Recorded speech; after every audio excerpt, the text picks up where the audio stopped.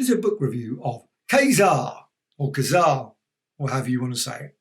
Guns of the Savage Land, Marvel graphic novel. This book came out in 1990. It's fairly thin. You can see it's paperback. You can see it just there. 1990, and still reasonable condition, 30 years ago. And it's got 64 pages, and it's in an unusual style because it's painted. You've also got, unusually, you've got Ka-Zar shooting a gun on the front page, which is very and also you've got Wyatt Wingfoot from the Fantastic Four, Zabu, of course, Shanna the She-Devil, and you've got some various dinosaurs from, obviously, the Savage Land and previous issues. I'm certain they turned up occasionally in the Astonishing Tales. So, certain that one did anyway. However, let's go through the book itself. I think it's a really nice little book.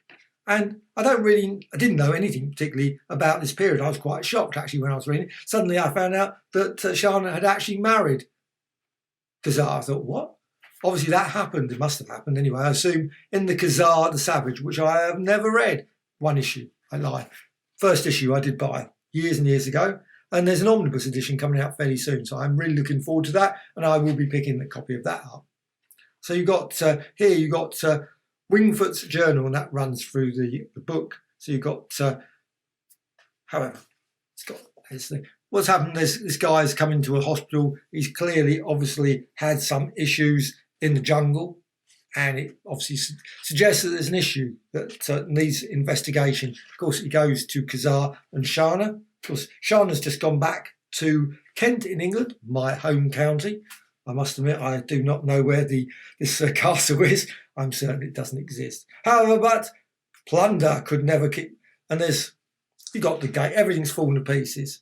But you've got a lovely scene here with Shanna going back, and I'll just quickly show it. But you can see the style. I think it's just really, really quite nicely done. Now, I don't know how many other graphic novels were done in this style, but it's certainly an unusual one. Obviously, we meet Ka-Zar finally in the storyline. And, well, and also, of course, again, Shanna there. So you've got Shanna. So the rest of the book, well, what happens, obviously, they decide to go back to the Savage Land. Obviously, you can work that out. I don't think there's any spoiler by saying that they go back to try and sort out this problem. Of course, lots of dinosaurs involved here. Lots of conflict with dinosaurs and various other characters. And of course, guns. I think the clue is in the name, Guns of the Savage Land. There's clearly lots of issues with guns. And I genuinely found this a very simple. The only criticism I have of this is that it took a bit of time to really get going. It's got sort of the change of character. Obviously, Ka-Zar is sort of not used to civilised life back in Kent. I don't think Kent's that civilised, is it? Anyway, I guess so. Compared with the Savage Land, I'm certain that, however, you've got all the native tribes, obviously, of the Savage Land, and they've got the changes that are happening in their society. So that's quite an interesting part of the story as well. And also the relationship between Ka-Zar and Shanna.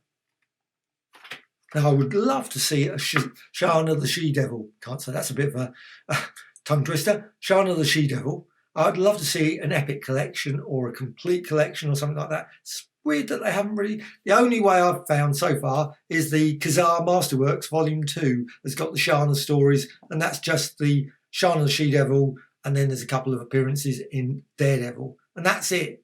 But you would think that they would. There's loads of appearances in the black and white magazines, as well as other appearances, and they've never collected those. They've collected Mockingbird, they've collected loads of other ones, but never those, which is odd. However, actually that's where some stories are in there as well, I think. The Mockingbird stories. So it's really great artwork all the way through. I just think it's no, actually I better even say who the artists and writers. It's terrible to not mention their names. So just going to go here. Chuck Dixon.